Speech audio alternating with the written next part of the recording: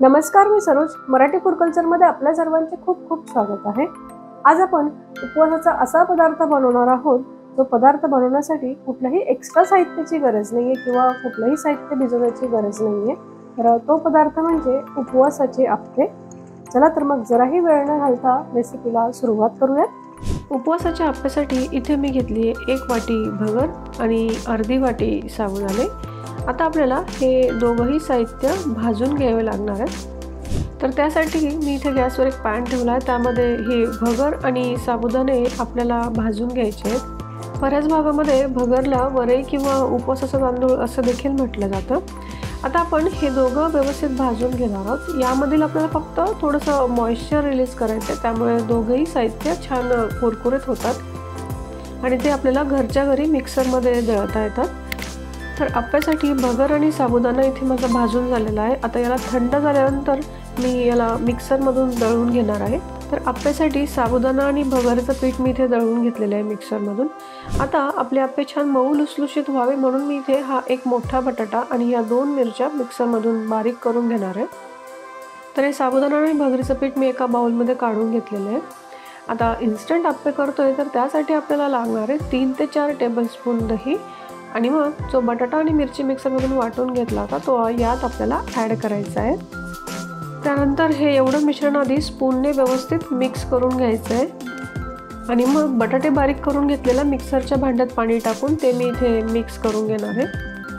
जर साबुदाणा आणि भगर मिक्सरमधून दळून घेणं शक्य होत नसेल तर साबुदाणा आणि भगर आपण रात्री भिजत ठेवून सकाळीसुद्धा आपण त्याचं पीठ बनवून आप्पे बनवू शकतो. तर हे बघा, इथे मी थोडं पाणी ॲड करत हे मिश्रण पूर्ण एकजीव करून घेतलेले आहे. आता आपण या मिश्रणात ॲड करणार आहोत मीठ चवीपुरतं आणि मीठ पूर्ण आपल्याला या पिठामध्ये मिक्स करून घ्यायचं आहे आधी.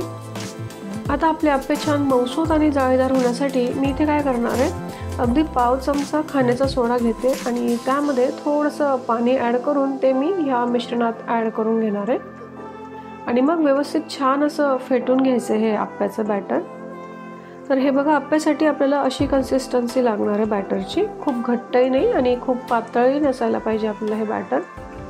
नेक्स्ट आता आप्पे बनवायला घेऊयात. तर त्यासाठी मी इथे आप्पे पात्र आधीच गरम करायला ठेवलं होतं. त्यामध्ये आता आपण तेल ॲड करणार आहोत. जर तुम्हाला आवडत असेल तर तुम्ही तूपही घालू शकता आणि लगेचच एक छोट्या स्पूनने आपल्याला हे आप्प्याचं मिश्रण आप्पे पात्रामध्ये टाकून घ्यायचं आहे अशा पद्धतीने.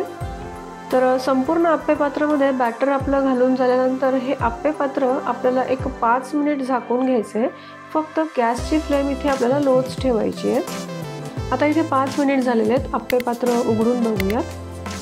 तर इन्स्टंट असे उपवासाचे आप्पे इथे आपले छान फुललेले दिसत आहेत. एक बाजू शेकल्यानंतर दुसरी बाजू पलटून घेऊयात जेणेकरून आप्पे आपले दोघी बाजूने छान शिजतील. आता नवरात्री स्पेशल उपवासाचे 9 दिवसाचे 9 वेगवेगळे पदार्थांची रेसिपीसुद्धा मी आपल्या चॅनलवर अपलोड केलेली आहे आणि लिंक मी आय बटनला शेअर करते, तेही तुम्ही बघू शकता. आणि पुन्हा एक 5 मिनटं आपण हे आप्पे पात्र झाकून दुसरी बाजूसुद्धा आपली आप्प्यांची शेकून घ्यायची आहे. आता 5 मिनिटांनंतर झाकण उघडून बघू. तुम्ही बघू शकता मस्त हलके फुलके असे उपवासाचे आप्पे इथे आपले बनवून तयार आहेत. नेहमीचे तेच फराळाचे पदार्थ खाऊन जर कंटाळा आला असेल ना तर नाश्त्यासाठी हे उपवासाचे आप्पे खूप छान ऑप्शन आहे.